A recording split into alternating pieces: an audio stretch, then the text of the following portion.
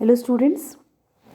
Now I'll begin with the explanation of Unit 4 of the essay Student Mobs by J.B. Priestley. It was rough in the north when I was a boy there. So now he's recalling his youth and he says that although the conditions in the north were not that good when he was a student, when he was a boy, as a boy he was studying there, boys came to elementary schools in clogs.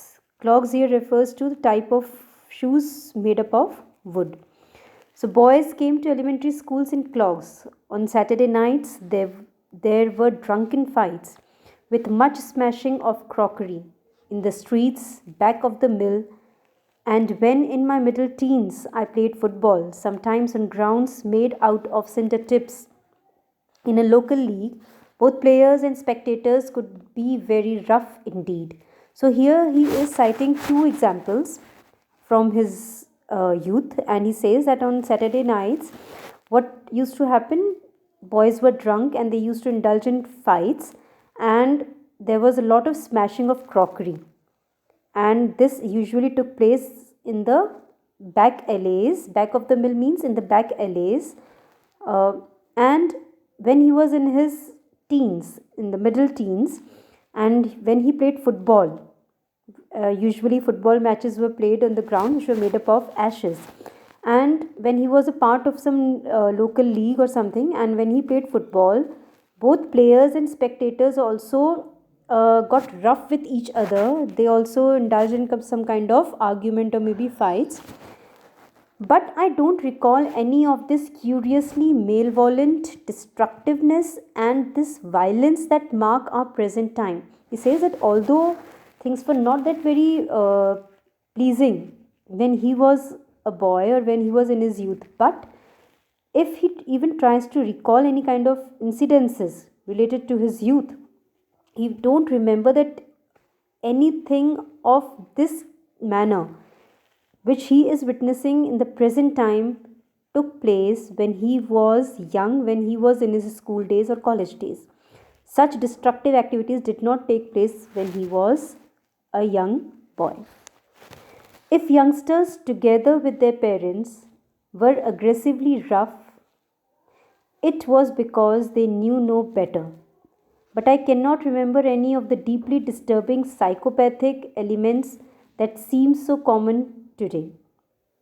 Now he says that if youngsters, along with their parents, were aggressively rough at that time, it was just because they did not know any better environment around them. But now he says that I cannot remember any of the deeply disturbing psychopathic elements that seem so common today. But he did not trace any kind of mental illness in such families or in such youngsters or their parents, which he is actually observing today. And this is a very common phenomena, common element which he is now observing in the present time. There might be fights between pugnacious equals, but helpless people were not being half killed merely to round off an evening's amusement.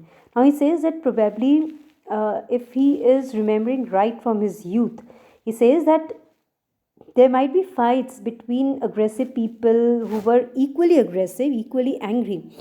But even at that time, helpless people were not attacked in such a severe manner just for the sake of evening amusement. Our destructiveness and violence today do not seem to come from any surplus of energy, but from a neurotic or even psychotic heartlessness, a cold disregard of other persons, a hatred of life. Now he says that the destructiveness and the violent nature which we are observing today, it has not come out of the surplus of energy which is there in the youth today. No. But it seemed to come out from some kind of neurotic or psychotic heartlessness, some kind of mental disorder, and maybe due to some indifference towards the life and the property of other people. It seems as if the young people do not love life.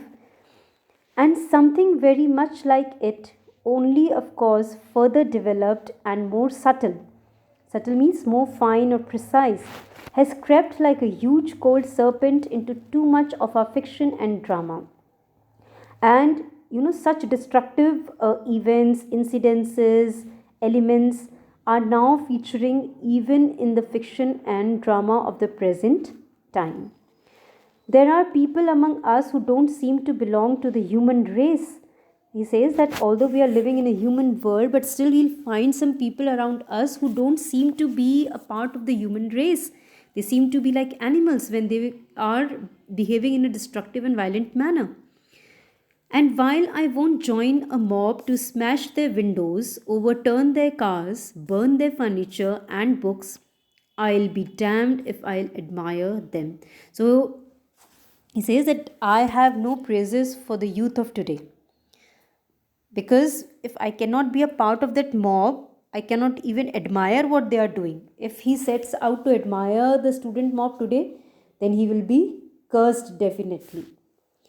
It is all very odd, bewildering, really rather frightening. For while we can just about deal with it today, what will be like tomorrow? Now, he is posing a serious question here.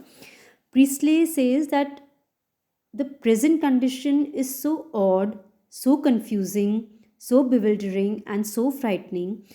Maybe we are in a position to deal with it today, but how are we going to deal with these conditions tomorrow? No sooner do we appear to have made the world safer than a strange half mad gleam comes into its eyes. So he says that even if we try to make the world a safer place to live, something unusual or strange would take place, and the youth is again entering into a kind of destructive and violent mode of life. The young arrive eager not to create but to destroy.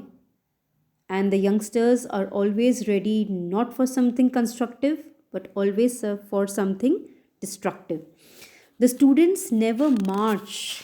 The students never march to build a house but only to knock one down.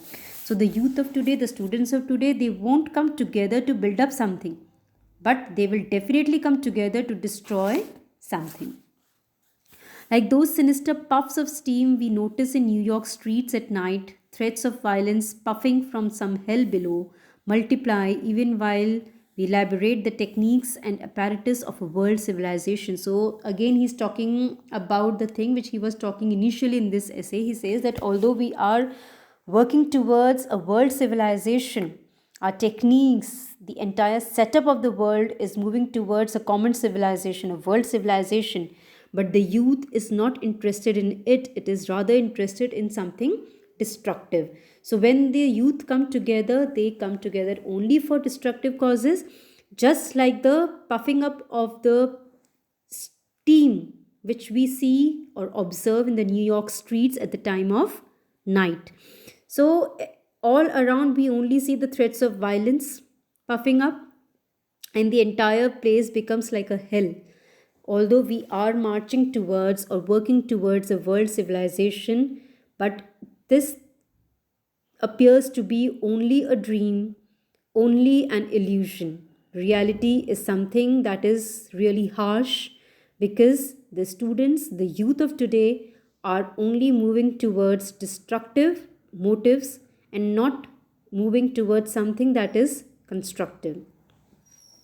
And though I am familiar with all the usual explanations, H bomb, that is hydrogen bombs, no religion, bad homes, and irresponsible parents, dead end jobs.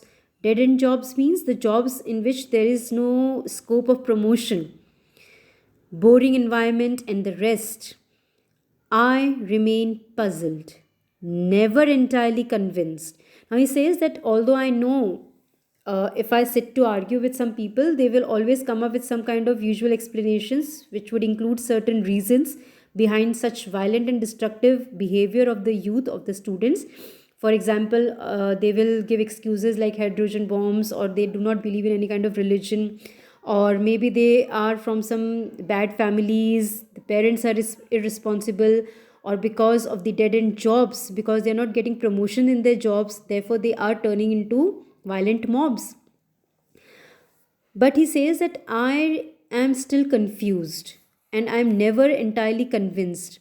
And I'm still wondering if there might not be some unknown factor, a vast X in the dark. So he is still in a dilemma that isn't there any chance of finding an X factor in the youth? Is there any ray of hope in the dark world today? Meanwhile, I think I could take some newsreel footage showing me students making something instead of breaking something or even just studying. So he says that meanwhile I can just spare time and try to trace some newsreels where I can see certain footages, where I can certain footages showcasing the students or displaying or showing the students who are involved in making something and not breaking something, or maybe at least students are shown in those news reels, in those footages, as students who are holding books in their hands and they are studying something. So here, Priestley ends the entire essay on a positive note with a hope that someday, definitely, he will be in a position to view some kind of footages on the news reels where he will be able to find students indulged in some constructive activities or in some kind of scenario or area or in a position where they are holding books and studying rather than setting the books to fire or indulging in some kind of destructive or violent activities. So that's all for the explanation of unit 4 of the last unit, that is unit 4 of the essay Student Mobs by J.B. Priestley. With this, we come to the end of the essay Student Mobs. Thank you.